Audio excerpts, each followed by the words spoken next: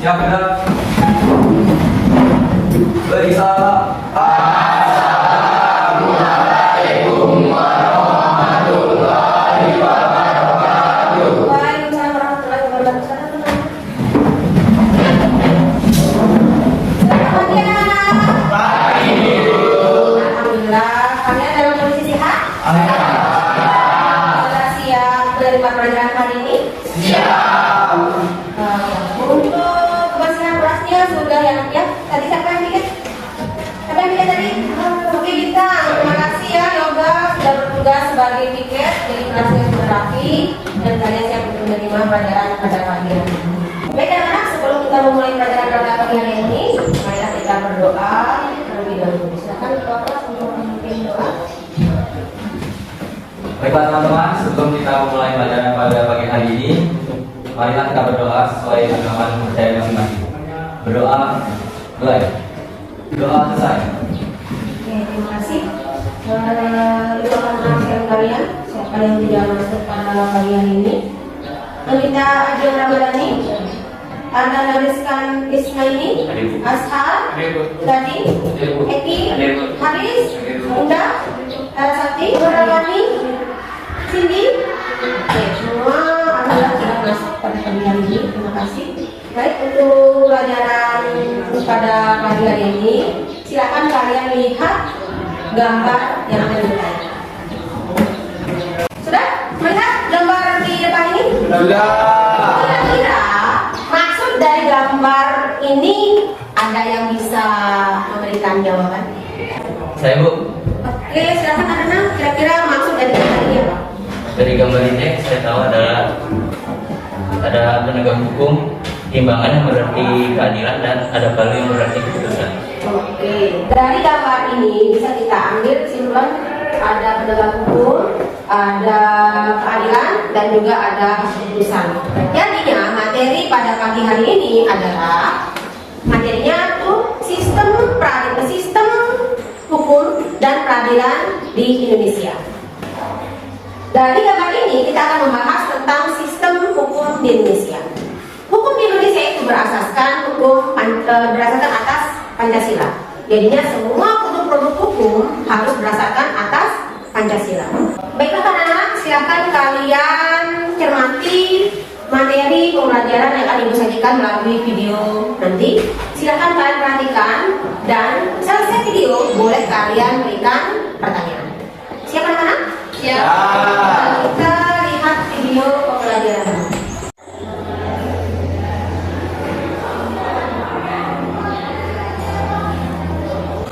Bagaimana? Kalian sudah melihat video pembelajaran tadi? Sudah. Dari video pembelajaran ini, apakah ada yang kalian ingin tanyakan?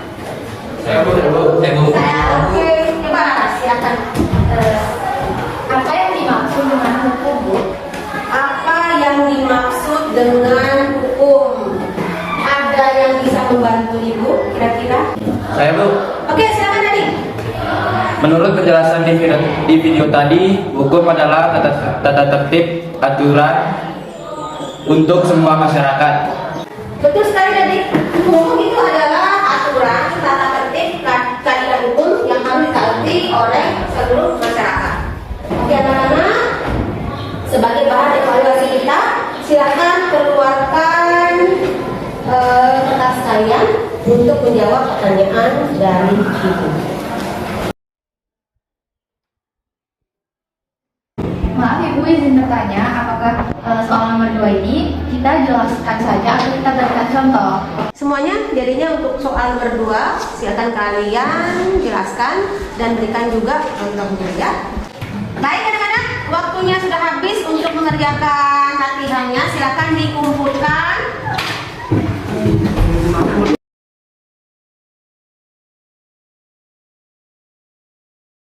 Untuk berikutnya, ini merupakan materi kalian minggu depan. Ibu akan memberikan kalian sebuah video pembelajaran lagi dan silakan kalian cermati video ini.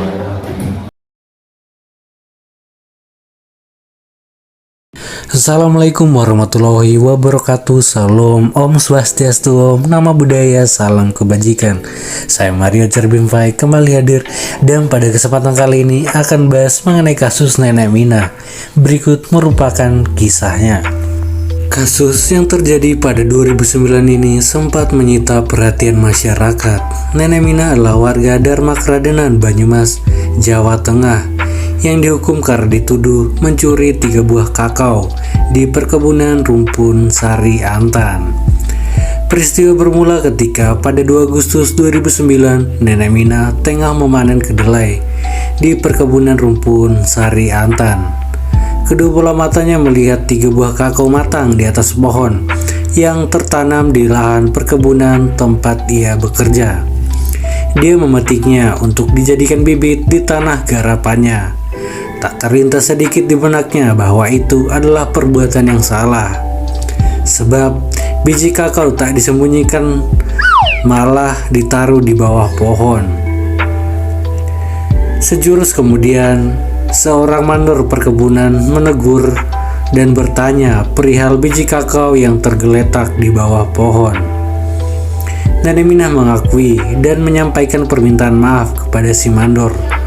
Bahkan 3 buah kakao itu pun diserahkan kembali ke sang mandor. Rupanya sang mandor tak menerima kata maaf Mbok Mina. Terbukti selang seminggu kemudian kepolisian sempat melayangkan surat panggilan kepada Mbok Mina. Akibatnya Mbok Mina bolak-balik ke kantor polisi untuk menjalani pemeriksaan. 3 bulan kemudian kasus yang menyeret Nenek Mina itu pun dilimpahkan ke pengadilan. Mirisnya, selama persidangan berlangsung, Nenek Mina harus duduk di kursi persakitan tanpa didampingi penasihat hukum. Namun, Mbok Mina tak gentar berhadapan-hadapan dengan hakim dan jaksa, meski hanya seorang diri. Jaksa mendakwa Mbok Mina telah melakukan pencurian 3 buah kakao seberat 3 kg yang menurut perhitungan harganya hanya Rp2.000 per kilogram saat itu di pasaran. Mbok Mina disangkakan melanggar pasal 362 Kitab Undang-Undang Hukum Pidana tentang pencurian. Majelis Hakim Pengadilan Purwokerto yang dipimpin Muklis Bambang Lukmono yang berpandangan sama juga dan menyatakan Mbok Mina bersalah, sehingga Mbok Mina pun dijatuhi hukuman 1 bulan 15 hari dengan masa percobaan selama 3 bulan.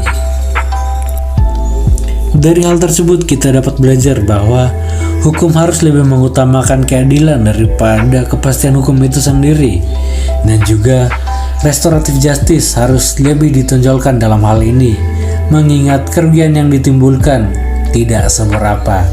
Mungkin itu saja dari saya, sekian dan terima kasih.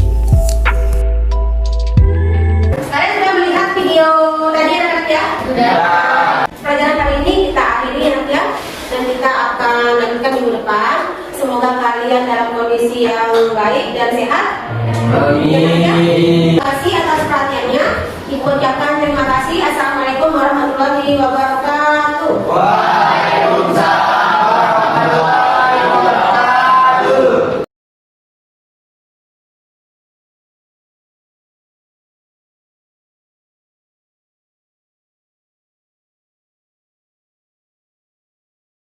Siap. Beri salam. Assalamualaikum warahmatullahi wabarakatuh. Kasus dari Nenek Mina tentang pencurian kakao bisa kita ambil kesimpulan atau kita jadikan sumber diskusi. Minggu kemarin itu sudah memberikan kalian tugas untuk membentuk 2 kelompok. Kelompok 1, kelompok 2 untuk memecahkan persoalan dan mencari kesimpulan dari kasus tersebut. Assalamualaikum warahmatullahi wabarakatuh. Waalaikumsalam. Jadi kami akan mempresentasikan makalah yang telah kami buat mengenai kasus Nenek Mina, kesimpulan dari kasus Nenek Mina. Yang pertama kami akan membahas mengenai kronologi kasus. Pembahasan sebuah problem atau masalah sewajarnya dapat dimulai dengan berusaha mendefinisikan problem yang akan terjadi tersebut. Secara filosofi, upaya ini biasa disebut dengan menentukan banyak yang memahami epistemologi dan aksiologinya. Namun dari segi ontologi, kondisi penegakan hukum di Indonesia masih terdapat ketimpangan atau disparitas dalam beberapa kasus. Dalam kehidupan sehari-hari, kita sering menemui perkara-perkara kecil, tapi dianggap besar dan terus dipermasalahkan yang sebenarnya bisa diselesaikan dengan sikap berkeluargaan. Namun, berlangsung 6 persidangan yang tidak masuk akal. Sementara, di luar masih banyak koruptor dan yang berkeliaran dengan senang dan santainya menikmati uang rakyat yang acak kali disalahgunakan untuk hal yang bersifat pribadi. Beberapa tahun perkebunan swasta di daerah Banyumas. Untuk kronologi kasusnya, saya akan membacakan. Bercerita kasus nenek Ina berbulan Ida dituduh mencuri 3 buah kakao dari perkebunan di PT Bubur Sanyantan. Saat itu dia hanya bermaksud mengambil 3 biji buah kakao yang jatuh dari pohonnya untuk dibawa pulang dan menjadikan benih. Saat itu buah diletakkan di tanah, dia kemudian melanjutkan pekerjaannya di sekitar alam. Namun belum sempat buah tersebut dibawa pulang, seorang mandor perkebunan Sutarno menegurnya untuk tidak mengambil kakao yang ada di sekitar perkebunan. Nenek Ina atas meminta maaf. Alih-alih permintaan maaf diterima, manajemen PT RSA malah melaporkan Nenek Ina ke kepolisian sektor Ajibara. Dapat ditelisik unsur-unsurnya sebagai berikut. Pada hari persidangan, Nenek Ina divonis hukuman percobaan penjara 1 bulan 15 hari. Fenomena hukum tersebut kemudian menjadi menarik jika dilihat dari perspektif sosiologi hukum dengan berpijak pada satu pernyataan latar belakang apakah yang mengesankan hukum begitu tajam pada entitas lemah sementara pada kelompok yang boleh dihukum. Lantas bagaimana paradigma sosiologis hukum birokrasi dalam penyelesaian persoalan tersebut? Tentang Undang-Undang Hukum Pidana KUHP tentang penculian. Pasal 32 KUHP menyebutkan barang siapa mengambil barang yang seluruhnya atau sebagian kepunyaan orang lain dengan maksud untuk dimiliki secara melawan hukum diancam karena pencurian dengan pidana penjara paling lama 5 tahun atau pidana denda paling banyak 900 rupiah. Baik, untuk terakhir kami akan membacakan kesimpulan dari makalah. Kesimpulan dari kasusnya adalah melihat dari kasusnya ini, sesungguhnya dapat dikenai hukuman. Namun apabila ditinjau dari perspektif hukum progresif, maka kasus Nenek Mina idealnya tidak relevan sampai pada ranah pengadilan. Bahkan proses penegakan hukum tersebut telah menjadi bukti sahih bahwa kerja hukum di Indonesia saat ini masih tunduk pada teks bukan pada konteks. Artinya penegakan hukum masih mengabdi pada arah untuk lebih mewujudkan kepastian hukum semata tanpa mengimbanginya pada proyeksi untuk mewujudkan keadilan hukum. Kami akan mengakhiri presentasi kami pada hari ini. Wassalamualaikum warahmatullahi wabarakatuh. Waalaikumsalam. Untuk kelompok kedua mempresentasikan gambar dan juga besar yang mereka buat. Silakan. Assalamualaikum warahmatullahi wabarakatuh. Waalaikumsalam warahmatullahi wabarakatuh. Jadi kami dari kelompok 2 ingin mempresentasikan hasil dari kerja kelompok, yaitu membuat sketsa tentang hukum yang ada di Indonesia saat ini. Bisa dilihat di sini ada gambar pisau, lalu timbangan yang dimana peraturan-peraturan yang ada di Indonesia kalah dengan